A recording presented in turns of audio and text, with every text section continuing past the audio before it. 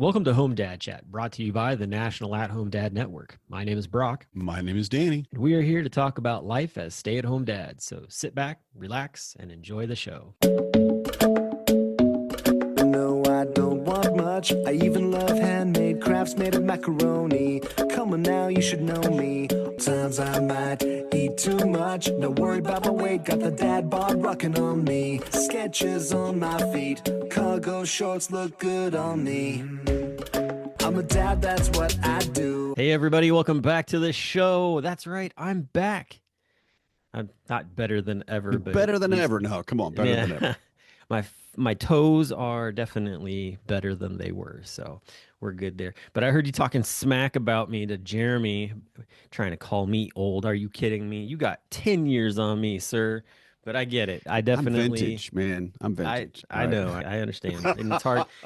Vintage things always think they're new, but that's because young people think that they discovered it first. So that's There the is quite truth a bit is of that. Yeah, it's pretty funny. I say the Yeah, truth in that statement is deep. yeah.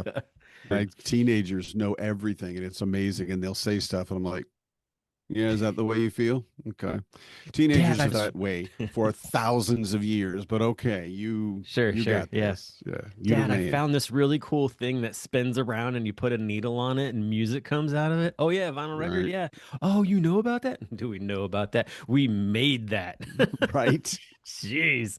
Yeah. Same thing with CDs as well. That's another one. Or even just music in general. Oh, do you know about Nirvana? Yes, I do. Mhm. Can you Yes, name me a song since you wear their t-shirt out in public? No, you cannot. And you do not grumpy old understand man. Grumpy. why it is that when he sings a song about that he doesn't have a gun, that he is lying out his teeth. Yep. Sorry, that one, if there's one thing that I will never get over is the fact that song came out and it was like 2 years later that he was no more. So I miss Kurt Cobain. Anyway, all right, down that, we'll get off of that memory trail. Man, I have to say this interview with Jeremy was freaking awesome. It was I got a little bit steamy eyed there when he was talking, to be honest. Yeah, yeah, and I was, of course, happy to have him on. I wish you had been there, of course, but we all understand, even if it's a small surgery, it's still a surgery, right?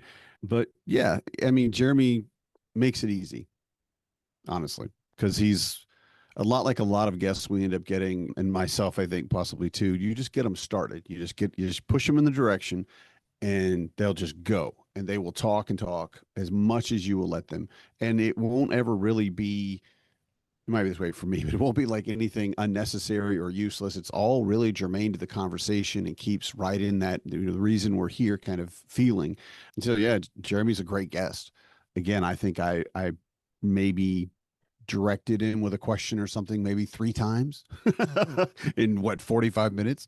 So it was very easy for me. I could Yeah. have done that on autopilot, I think. I mean, he's a Just good good storyteller. guest. Yeah, he's always been a good writer. I mean, that's how I met him was he had written a short little thing for Dad 2 years ago.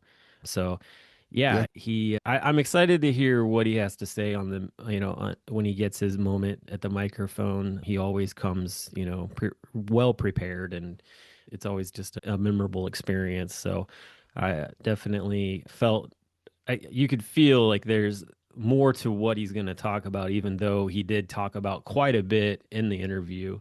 Yeah. And so that in itself, and it hits. I mean, it hits right there, bullseye, Right. for all parents, honestly, who are just trying to figure out how to be motivated. So, And you're living your life for other yeah, people. I mean, that's especially as an at-home parent, that is all you are, is all day long. I'm doing this for other people. And we've been talking about it recently that someone said, what do you eat at home? And like all of us were like, whatever my kid didn't eat, I mean, that's kind of, until they're at least 8 or 9, I guess, you're just looking at what they've got and go, okay, yeah, I know you're not going to finish those. I'll eat the remains of it because I don't have time to make another, make food for myself. I have to clean while you hopefully stay in a contained area and don't mess up anything else. So I might as yeah. well just eat your food rather than trying to make my own and stuff. And it's demotivating. You know, it moves you to a point where you just can't care for yourself.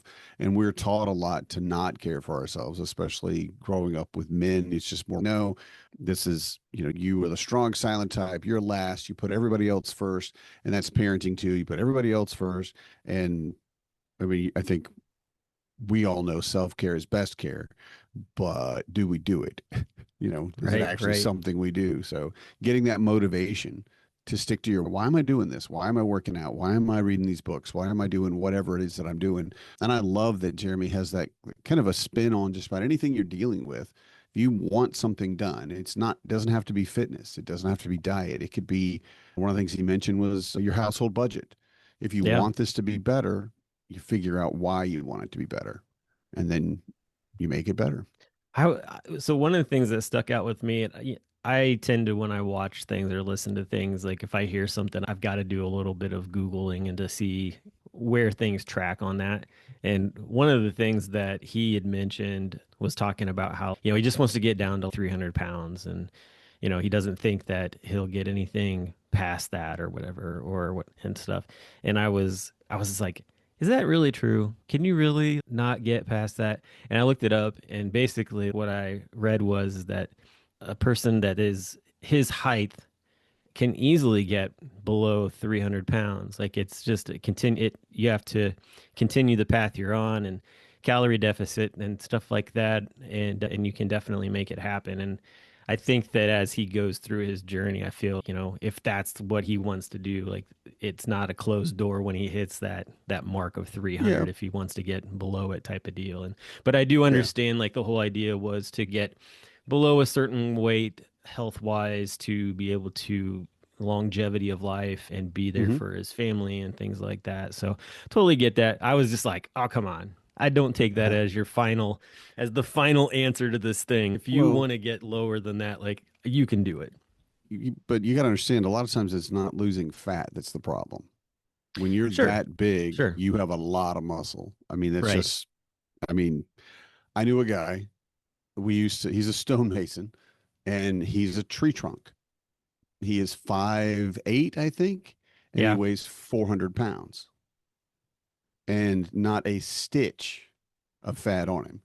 That's just how he's built. He's just like a solid guy. And I'm like a Clydesdale. I didn't believe him. I didn't believe him. I'm like, he said, because we were trying to move some big stones that day, and he'd never, you know, I was just there helping out at a friend's house, and he's like, you know, how much can you pick up? And I'm like, I don't know. I can pick up a lot, I guess. I mean, I don't work out, but I work on a farm. So, I mean, it's a different, you know, it's a different type of strength, right? And I'm like, well, I guess I could pick you up. And he goes, no, you couldn't. I'm like, I don't know, man. No, he was correct. He was absolutely correct. Absolutely correct. Yeah. And I went in, what, you know, but anyway, the thing with people too, is you reach a certain size because you have to support that. You know, if you weigh 400 pounds, you have muscles that are supporting a 400-pound frame. And granted, losing the fat of it all is a big part of it. But, you know, I think if Jeremy wants it and it's healthy, you're right. He can absolutely get to it. It's just something that he can make happen, that we could all make happen. You know, just you have to, if it's healthy, and you have to want to do it. So, well, you mentioned putting yourself first and mental health, and, you know, sort of having that me time. I know that just recently the board had sort of that break from the norm to get together and do business, break bread, you know, have a moment to where you get to bond in person with the board, which is such oh yeah, like these guys, they talk all the time or whatever. Well, talking over Slack is not the same thing as being in person with, you know, with those that you're battling it out to make decisions for the organization and that kind of deal. What went on in Chicago? What can you tell us? What can you give us little nuggets without telling us everything to it? And what can you just spoil altogether? No, well, I want to say the first time I went to a board retreat, I could not, in my head, understand why we were doing it. When was that, by the way? Oh, God. Was I at that one? 4 years ago? No, I don't think you were there. No. Oh, wait. Yeah, I know which one you're talking about. Yeah, okay.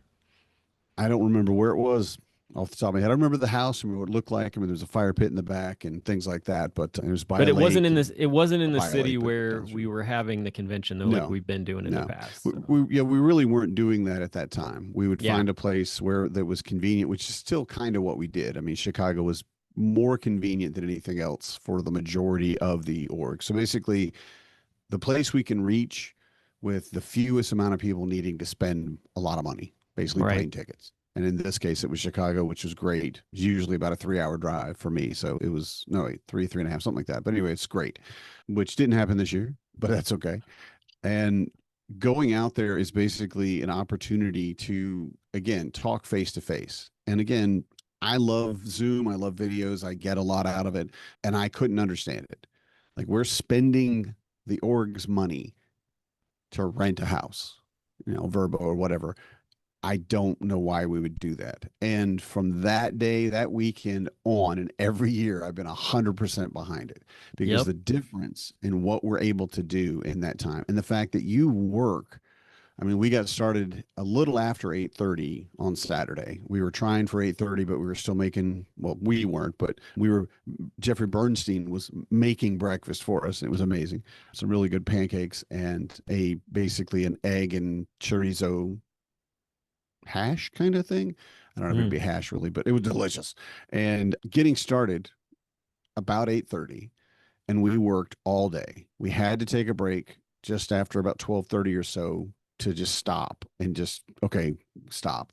But we went into a lot of the things that an organization that we're becoming needs to look at, because for the longest time we have been a smaller nonprofit. We have been smaller numbers of members, and over the last, I would say, 3 4 years, we've really been changing a lot about our structure, our expectations, developing onboarding, which is way more important than I think I can stress. Getting people up, motivated, and moving in their position, whatever position they choose they want, is what you end up doing. If you're good at something, you like doing it, you should be doing that, right? Less training for you, and you get the job done quicker. So, looking at all the things that the board has done over the years, I feel like this is the most productive year we've ever had. That's great. There were some points where one person said something and another person, or one group of people, other group of people, but you didn't understand. Wait, why would you do that? What are you talking about? And it wasn't in any way irritated or aggressive or anything like that. It was just like, wait, I want to understand what you're saying because I don't see it that way. And that happened probably 3 times. Most of the stuff we kind of understood what we were talking about, but it was amazing to see this group of men get together and put together a plan for what we're going to do this year, this Yeah. month, this week, and all of that. By the Work way, I together just want to put very this out well. here. As a member, I would be concerned if the board as a whole did not have those kind of hard conversations. Like there was not differing opinions that could sharpen each person, sharpen side by side, the whole, organization, the board, that kind of thing, to come to a better understanding, a way to move forward on something or a way to make something better. If it was all everybody was of one mind and that thing, like that would be very concerning. Be like, what? Like you're all on the same page? That seems very odd. I mean, that's not how the world is. There's always opposing views or whatnot, but in the end, if both parties are willing to take a step back, say, hey, like you said, give me some clarification as to what you're talking about, Yeah. and Yeah. then Or come to a why do you feel resolution. that way? Yeah. What makes you think that? And I loved it. I really loved it because you find in the world a lot of times that a lot of people hold an opinion and they don't give a crap about your opinion. They just don't. Nope, this is the way things are. Wait, no, but what if? And I will say that two things that really stood out to me. One, Jeffrey Bernstein is a mad cook.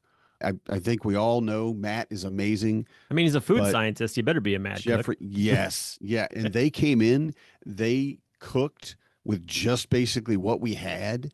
And the chorizo Paul Gordon brought in because he went to Costco and they had 6 tubes for 650. $6.50. And I Heck went, yeah. wow, what, I need to go to Costco real quick because $1 thing is amazing. And it was delicious, but just took the things that we had and made an amazing meal. And I know in their own kitchen, they would have just, I mean, I would have had to leave. I had to come back and put on a shirt and tie or something really to be worthy of the meal that this person is going to give us, right? And just, it was incredible. And we learned a lot from just that, Yeah. which Oh, was I feel like impressive. there's always been at least one like dad on the board who has exceptional cooking abilities. I mean, we all have cooking Mhm. abilities, of course, and we're all cooking for our families, but there's always one that sort of is like, all right, That's you are it. the shining star for this Right. weekend. Show Yes. us your stuff. What do you got? I Right. remember Yeah. going to Pat Jacobs' house and he was all like, let me show you these things that I can cook. And we're like, you're a freaking wizard. Yeah. These are Right. awesome. Yeah. It just so I that's always a fun highlight for sure is definitely. I mean, I remember going to Matt Strain's house and Matt's place is definitely a spot where you're like, I'll be right back. I just need to go get changed into my suit and tie before I come Right. sit down here. And oh yeah, by the way, I Yeah. better show up the morning wearing a nice, sports blazer because you're gonna Hmm. fix me a cappuccino or something crazy like Yeah. that. It's like I don't deserve to eat this food, right? Yeah, right. And the really nice thing, and this may be something from what you remember when you did it, but what we've done over the last couple of years is we'd all come in on Friday, whenever time we could get there, and you were kind of on your own Friday night. You would just hopefully all be together, and then Saturday you'd eat breakfast together, eat lunch together, and then Saturday night you'd go out to an official board dinner. The board's going to buy you a meal, and that's great. What we did this year is because things changed up. One is we made sure to tour the hotel together, which That's is a good. big step. We all need to know how big the rooms are, where they are, where the bathrooms are, where the quiet spaces are, all those things. And we really got a lot of that. And then the local culture, we walked around to the different, what's in this direction, what's in that direction. And we went to a ramen place I that just was recently went to my first ramen place. fairly I'm fancy, fairly yum. fancy. Yeah. And so what they decided, I said, you guys go sit down. There's a cigar store 2 doors down. I'm going to go check it out. So I Yeah, went buddy. down, checked it out. They don't have a How far is smoking that? area, How far is that from the hotel? 3 blocks max. Yeah. Woohoo! Yeah. I was looking and I found two Good, places good, you good, can smoke at. good man. They don't have a lounge, but it's okay. And so they decided while I was out that we were going to make that our meal.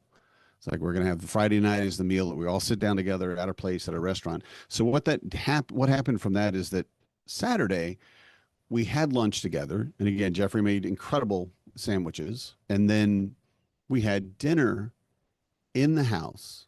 There It you was a go. meal and not just like a pizza or something like that. And we didn't have to go anywhere. We were all tired. I mean, just the travel and everything will take some out of you, but we worked our butts off. A lot of brain And power being it's used. just a lot. Yeah, right. And I don't have a lot to do it. And it was like, okay, I'm run out. I mean, I felt very dumb by the end of the session, but we could just stop and go sit down, relax in the other room or something. And then dinner was on the table. And it was I think it's called gnocchi, but Jeffrey said it with something of an accent that I'm not sure I'm saying it the way they said it, but it was amazing. Is it And a it was potato? this Is it a potato pasta? no, no, is let the roasted peppers that Okay. they had made for lunch, the leftovers from that, and then caramelized onions and this not marinara, but red sauce, maybe a bolognese. I really couldn't tell. And then what I thought was pasta at first was tofu because we had it, and tofu is incredibly cheap. I mean, because it's beans, of course, it's incredibly cheap. And I was eating it. I mean, and then they made bread, and I don't Okay. know if they actually made bread or if they like bought bread that's really good to make or something, but it was amazing. I mean, And then, we're talking you about know, Jeffrey Bernstein, could have, who yeah, is Jewish. I mean, here's if I don't bread. know anything, Yeah, Jewish people know how to make some bread off, off the cuff. So just, I mean, true, true, it's biblically proven like they can make a good unleavened bread. So I mean, who true, knows? true. Yep. And it was, and I don't want to harp on the food as much as when we made that change, it meant that we could finish our meeting together. We don't have to go anywhere. We don't have to walk, even if it's just walking a couple of blocks at that point. You're tired. You've had a long weekend already. So you just go sit at the dining room table, which is probably where you were at already, doing the meeting and everything, and get a nice home cooked meal. Yeah. It was incredible. And it changed the entire atmosphere of that night. We all just kind of sat and bonded over food, break bread together, as they say. And there's a reason they say it that way. And it was really an impressive change, in my opinion, from how we used to do it to how we do it. Yeah. And the reason I'm bringing that up and talking about it so much, and apologize for anybody who's bored already, but it's the progress of the organization. It's Sure. the changes that we're making on really a daily basis about how the board works and how the organization is run that makes it better.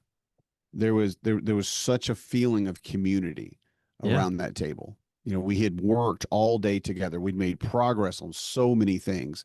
And I don't want to go into I don't really go into any details about that because I don't have my notes in front of me.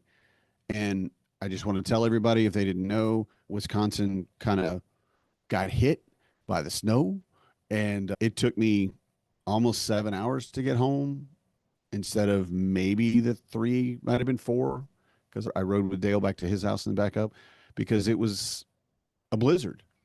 Yep. And they shut down the interstate, and I stayed on the interstate. As long as you don't get off the interstate, they can't make you. You can't. They can roadblock you, I guess, but they can't do it. So I drove home at about 30 miles an hour for over 200 miles. Keep them wheels And turning. It's just right. And I am dead. And then I got home, and I mean, we had to shovel the driveway. I had 3 feet of snow blown in. Jeez. I mean, it wasn't 3 feet of snowfall, but like on the drifts along my driveway, it was 3 feet high. And my kids did a fantastic job to get it cleared while I was gone. They didn't, they did 80%. They didn't quite make it wide as it's supposed to be. So that was difficult. But then, getting up the next morning and having to shovel it again and trying to get my son out the door because he's driving down to Alabama. Right. And the snowplows didn't come through until maybe 11:30 or noon. And they have no place to put all the snow. Right. Which blows my mind. I'm like, what do you mean? Oh God, yeah, there's so much snow. You can't get it. There's no place to put it, right? So long story short on that, it took a lot of energy and a lot of effort Yeah. for me to get to this point. And I am drained and tired. And if I didn't have coffee, I don't think I'd be awake. Well, then I you're going to really- love this next thing I just decided to come up with, because we've Yeah. got just about 10 minutes left, because I know that we're kind of running a short show here. But I Yeah. want to rapid fire you some questions Oh, about joy. the weekend. So Okay, wait. I want to clarify. I just said I'm brain dead. I know that's what I'm But saying. This is okay. going to be great. Do Let's this. see This is what- going to be so let's see much what- fun. What moronic thing can Danny say today? Let's go. All right. First off, what was the funnest thing you did with the board for the weekend? Mm. As he takes a big gulp of coffee. I don't know if everybody would agree with this, but the fun for me It's for you. This for you. was Yeah. going through the agenda point by point and coming to an understanding of what we're going to do with that. A lot of it this year, this year we spent a lot of time on fundraising and how our organization needs to advance in fundraising and what we can do in various ways. And I don't like fundraising. I don't like finances. I don't like money. I don't like taking care. None of that is fun for me. And I was dreading this morning. I'm like, crap on a cracker. I do not want to do this, but it's what we needed to talk about. And saying that, it's very good that we talked about it. I'm glad we did. And it's weird that is fun for me. That was the moment I'm like, yeah, we're doing That is weird. this. That would We're- be fun for you. Yeah. Because I but- know that's not your thing. yeah, but it's this group of people who are moving this organization forward that I have so much passion about. We're going to do the things, all the things, right? And not having to fight, not having to explain, just saying something, and everybody at the table is nodding like, yeah, I guess that's what we do need to do. Difficult decisions were still difficult, but everybody got it. Everybody understood. And it's that, for lack of a better word, community Yeah. is what I really had the most fun with, if anything. Okay. Well, and just so everybody knows too, just the word, because we use rapid fire, does not mean it's going to be a rapid fire answer, because, well, it's me and Danny. So It's Danny, yeah. All right. that's okay. Top 3 most impressive things from the hotel visit.